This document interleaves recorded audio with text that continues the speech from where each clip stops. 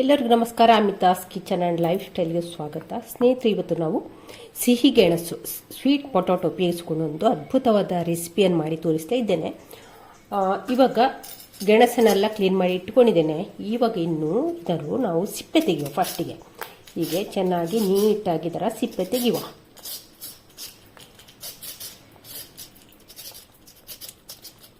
ನೋಡಿ, ಗೆಣಸನ್ನು ನೀಟಾಗಿ ಸಿಪ್ಪೆ ತೆಗೆದುಕೊಂಡಾಯಿತು. ಇನ್ನಿದನ್ನೊಮ್ಮೆ ತೊಳ್ಕೊಳ್ಳುವ. ಫಸ್ಟಿಗೆ ತೊಳೆದಿದ್ದೇನೆ, ಅದು ಕೂಡ ಇನ್ನೊಂದ್ಸಲ ತೊಳೆಯುವ.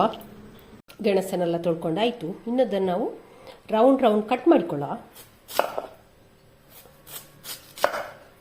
ಈ ರೀತಿ ಕಟ್ ಮಾಡಿಕೊಳ್ಳ.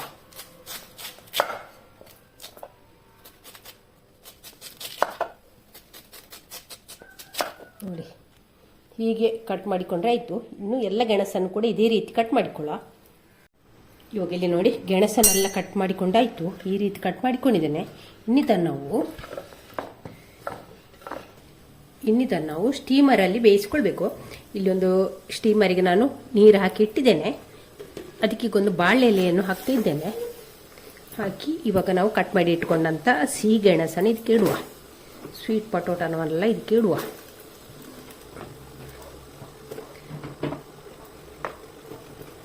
ಇನ್ನಿದನ್ನು ಮುಚ್ಚಳ ಮುಚ್ಚಿ ಬೇಯಿಸಿಕೊಳ್ಳುವ. ಇವಾಗ ನೋಡುವ, 15 ನಿಮಿಷ ಆಯಿತು. ಬೆಂದಿದೆ ನೋಡುವ. ನೋಡಿ, ಬೆಂದಿದೆ ನೋಡುವ. ಬೆಂದಿದೆ ನೋಡಿ, ಚೆನ್ನಾಗಿ ಬೆಂದಿದೆ. ಅಂದರೆ ಗೆಣಸು ಚೆನ್ನಾಗಿ ಬೇಯಬೇಕು ನೋಡಿ. ಎಲ್ಲ ಬೆಂದು ಇದು ಬಿಟ್ಟುಕೊಂಡಿದೆ ನೋಡಿ. ಈ ರೀತಿ ಬೇಯಬೇಕು. ಇನ್ನು ಇವಾಗ ಇದನ್ನೆಲ್ಲ ತೆಗೆಯುವ. ಇನ್ನು ಇದನ್ನೊಮ್ಮೆ ಚೆನ್ನಾಗಿ ಸ್ಮ್ಯಾಶ್ ಮಾಡಿಕೊಳ್ಳುವ. ಚೆನ್ನಾಗಿ ಎಲ್ಲ ಕೂಡ ಚೆನ್ನಾಗಿ ಸ್ಮ್ಯಾಶ್ ಆಗಬೇಕು.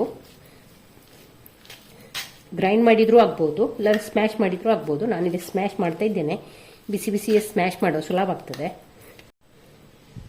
ನೋಡಿ, ಚೆನ್ನಾಗಿ ಸ್ಮ್ಯಾಶ್ ಆಗಿದೆ. ಎಲ್ಲ ಗೆಣಸು ಕೂಡ ನೋಡಿ ಎಷ್ಟು ನಯವಾಗಿದೆ ನೋಡಿ. ಹಿಟ್ಟಿನ ರೀತಿಯಲ್ಲಿ ಆಗಿದೆ. ಸ್ಮ್ಯಾಶ್ ಆಯಿತು. ಇನ್ನಿದನ್ನು ನಾವು ಇವಾಗ ಇದಕ್ಕೆ ಅರ್ಧ ಕಪ್ಪಿನಷ್ಟು ಬೆಲ್ಲದ ಹುಡಿಯನ್ನು ಹಾಕ್ತಾ ಇದ್ದೇನೆ. ಆರ್ಗಾನಿಕ್ ಬೆಲ್ಲದ ಪೌಡ್ರನ್ನು ಹಾಕಿ ಒಮ್ಮೆ ಚೆನ್ನಾಗಿ ಮಿಕ್ಸ್ ಮಾಡುವ. ಬೆಲ್ಲ ಮತ್ತು ಗೆಣಸು ಒಮ್ಮೆ ಚೆನ್ನಾಗಿ ಮಿಕ್ಸ್ ಆಗಲಿ.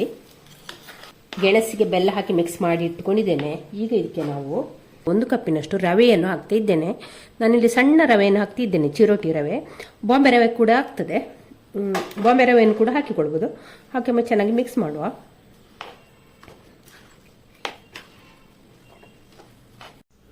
ಈಗ ಇದಕ್ಕೆ ಕುಟ್ಟಿ ಪೌಡ್ರ್ ಮಾಡಿದಂತೆ ಏಲಕ್ಕಿಯನ್ನು ಕೂಡ ಹಾಕ್ತಾ ಇದ್ದೇನೆ. ಹಾಗೆ 1/4 ಟೀ ಸ್ಪೂನಷ್ಟು ಉಪ್ಪು ಹಾಕಿ ಒಮ್ಮೆ ಚೆನ್ನಾಗಿ ಮಿಕ್ಸ್ ಮಾಡುವ. ಇವಾಗ ಇಲ್ಲಿ ರವೆ ತಗೊಂಡ ಕಪ್ಪಲ್ಲಿ ಅರ್ಧ ಕಪ್ಪಿನಷ್ಟು ಕಾಯಿಸಿ ಆರಿಸಿರುವಂಥ ಹಾಲನ್ನು ಹಾಕ್ತಾ ಇದ್ದೇನೆ. ಹಾಕಿ ಒಮ್ಮೆ ಚೆನ್ನಾಗಿ ಮಿಕ್ಸ್ ಮಾಡುವ. ಇವಾಗ ಇಲ್ಲಿ ಹಾಲು ಹಾಕಿ ಎಲ್ಲ ಚೆನ್ನಾಗಿ ಮಿಕ್ಸ್ ಮಾಡಿದೆ. ಒಂದು ಸ್ವಲ್ಪ ಸ್ವೀಟ್ ಕಡಿಮೆ ಅನಿಸಿತ್ತು ನನಗೆ. ಹಾಗೆ 1 ಟೇಬಲ್ ಸ್ಪೂನಷ್ಟು ಬೆಲ್ಲದ ಪೌಡ್ರನ್ನು ಕೂಡ ಹಾಕಿ ಒಮ್ಮೆ ಚೆನ್ನಾಗಿ ಮಿಕ್ಸ್ ಮಾಡಿದೆ. ಇವಾಗ ನಾವು ಹಾಲು ತಗೊಂಡೆಲ್ಲ ಅದೇ ಕಪ್ಪಲ್ಲಿ 1 ಕಪ್ಪಿನಷ್ಟು ನೀರನ್ನು ಸೇರಿಸಿಕೊಳ್ಳುವ. ನೀರನ್ನು ಸೇರಿಸಿಕೊಂಡು ಒಮ್ಮೆ ಚೆನ್ನಾಗಿ ಮಿಕ್ಸ್ ಮಾಡುವ.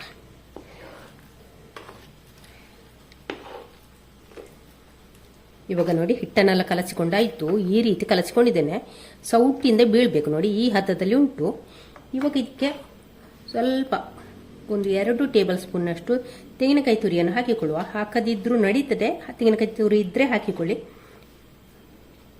ಹಾಗೆ ಇಲ್ಲಿ 1 ಚಿಟಿಕೆ ಬೇಕಿಂಗ್ ಸೋಡಾವನ್ನು ಕೂಡ ಹಾಕ್ತಾ ಇದ್ದೇನೆ.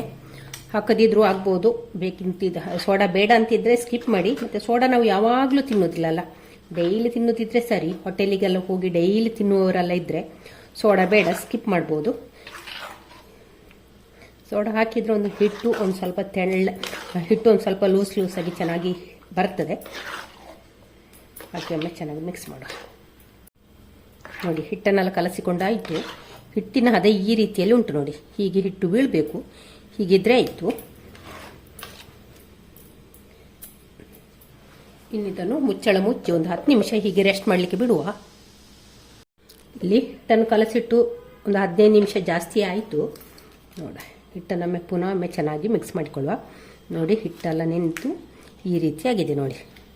ಹಾಗೆ ಒಮ್ಮೆ ಚೆನ್ನಾಗಿ ಮಿಕ್ಸ್ ಮಾಡುವ.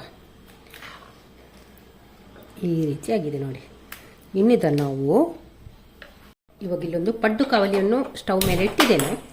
ಇವಾಗ ಅದಕ್ಕೆ ತುಪ್ಪ ಹಾಕಿಕೊಳ್ಳೋ. ತುಪ್ಪ ಆಗ್ತದೆ, ತುಪ್ಪ ಆಗ್ತದೆ, ಎಣ್ಣೆಯೂ ಆಗ್ತದೆ.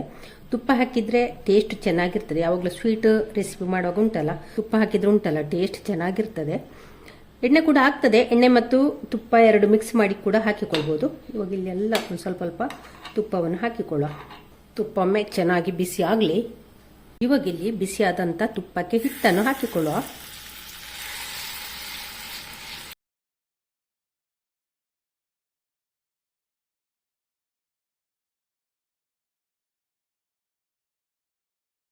ಇವಾಗ ಇಲ್ಲಿ ಹಿಟ್ಟನ್ನೆಲ್ಲ ಹಾಕಿಕೊಂಡಾಯ್ತು. ಈಗ ಮುಚ್ಚಳ ಮುಚ್ಚುವ. ಇವಾಗ ನೋಡುವ, ಮುಚ್ಚಳಿ ತೆಗೆದು ನಮ್ಮ ಪಡ್ಡು ಯಾವ ರೀತಿ ಬಂದಿದೆ, ಗೆಣಸಿನ ಪಡ್ಡು ಅಂತ. ಹಾಗೆ ಇವಾಗ ಇದನ್ನೆಲ್ಲ ನಾವು ಮಗುಚಿ ಹಾಕಿಕೊಳ್ಳುವ. ನೋಡಿ, ಒಂದು ಸೈಡು ಬೆಂದಿದೆ, ಇನ್ನೊಂದು ಸೈಡು ಬೇಯಬೇಕು. ಹಾಗಾಗಿ ಇದನ್ನೆಲ್ಲ ಒಮ್ಮೆ ಉಲ್ಟಾ ಮಾಡುವ. ನೋಡಿ, ಈ ಕಲರಿಗೆ ಬಂದಿದೆ ನೋಡಿ. ಎಲ್ಲ ಕೂಡ ಇದನ್ನು ಇನ್ನೊಮ್ಮೆ ತಿರುಗಿಸಿ ಹಾಕಿಕೊಂಡ್ರೆ ಆಯಿತು. ನೋಡಿ ಎಷ್ಟು ಚೆನ್ನಾಗಿ ಬಂದಿದೆ ನಮ್ಮ ಗೆಣಸಿನ ಪಡ್ಡು. ನಿಮಗೆ ಆಶ್ಚರ್ಯ ಆಗ್ಬೋದಲ್ಲ, ಗೆಣಸಿಂದಲೂ ಪಡ್ಡು ಮಾಡ್ಬೋದು ಅಂತ. ತುಂಬಾ ಹೆಲ್ದಿಯಾದ ಒಂದು ರೆಸಿಪಿ ಅಂತಲೇ ಹೇಳ್ಬೋದು. ನೀವು ಕೂಡ ಒಂದ್ಸಲ ಟ್ರೈ ಮಾಡಲಿ. ಸುಲಭನೇ ಮಾಡುವಂಥ ಒಂದು ರೆಸಿಪಿ. ನಿಮಗೆ ಬೆಳಿಗ್ಗೆ ಬೇಗ ಎದ್ದು ಅಕ್ಕಿ ನೆನೆ ಹಾಕಲಿಲ್ಲ, ಗೆಣಸು ಉಂಟು, ರವೆ ಉಂಟು ಅಂತೆಲ್ಲ ಒಮ್ಮೆ ನಿಮಗೆ ಇದನ್ನು ಮಾಡಿಕೊಳ್ಬೋದು. ಎಲ್ಲವನ್ನು ಮಗುಚಿ ಹಾಕಿಕೊಳ್ಳುವ. ನೋಡಿ, ಗೆಣಸಿನ ಪಡ್ಡು ಎಷ್ಟು ಚೆನ್ನಾಗಿ ಬಂದಿದೆ ನೋಡಿ. ಎಲ್ಲ ಹೊಂಬಣ್ಣಕ್ಕೆ ಬಂದು ನೋಡಿ, ನೋಡೋಗ್ಲೇ ನಿಮಗೆ ಅಂದಾಜಾಗ್ಬೋದು ರೆಸಿಪಿ ಎಷ್ಟು ಚೆನ್ನಾಗಿ ಬಂದಿದೆ ಅಂತ. ಹಾಗಾದರೆ ಟೇಸ್ಟ್ ಎಷ್ಟು ಚೆನ್ನಾಗಿರ್ಲಿಕ್ಕಿಲ್ವಾ ಅಲ್ವಾ? ನೀವು ಕೂಡ ಒಂದ್ಸಲ ಟ್ರೈ ಮಾಡಲೇಬೇಕಾದಂಥ ಒಂದು ರೆಸಿಪಿ. ನೋಡಿದಾಯಿತು. ಎರಡು ಸೈಡು ಕೂಡ ಚೆನ್ನಾಗಿ ಕಲರ್ ಕೂಡ ಬಂದಿದೆ. ನೋಡಿ ಬಣ್ಣ ಹೇಗೆ ಬಂದಿದೆ ನೋಡಿ ಅಲ್ವಾ? ಬಣ್ಣ ನೋಡುವಾಗಲೇ ನಿಮಗೆ ಬಾಯಲ್ಲಿ ನೀರು ಬರ್ಬೋದು. ಹಾಗಾದರೆ ತಿಂದು ನೋಡಿದರೆ ಎಷ್ಟು ರುಚಿ ಇರ್ಲಿಕ್ಕಿಲ್ವಾ? ನೀವು ಕೂಡ ಒಂದ್ಸಲ ಟ್ರೈ ಮಾಡಿ ಆಯಿತಾ? ಸುಲಭನೆ ಮಾಡುವಂಥ ಒಂದು ರೆಸಿಪಿ. ಹಾಗೆ ಇವಾಗ ಇದನ್ನೆಲ್ಲ ನಾವು ಒಂದು ಪ್ಲೇಟಿಗೆ ತೆಗೆಯುವ. ನಾನಿಲ್ಲಿ ಬಾಳೆ ಎಲೆಗೆ ತೆಗಿತಿದ್ದೇನೆ. ನೋಡಿ ಕಲರ್ ಎಷ್ಟು ಚೆನ್ನಾಗಿ ಬಂದಿದೆ. ಓ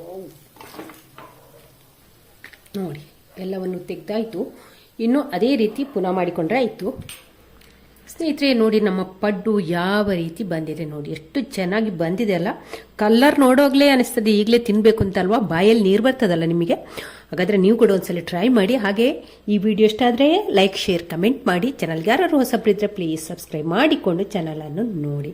ನಾಳೆ ಹೊಸ ಬ್ಲಾಗ್ ಅಥವಾ ರೆಸಿಪಿ ಸಿಗೋಣ. ಅಲ್ಲಿವರೆಗೆ take care, bye bye. Thank you ಸ್ನೇಹಿತರೆ.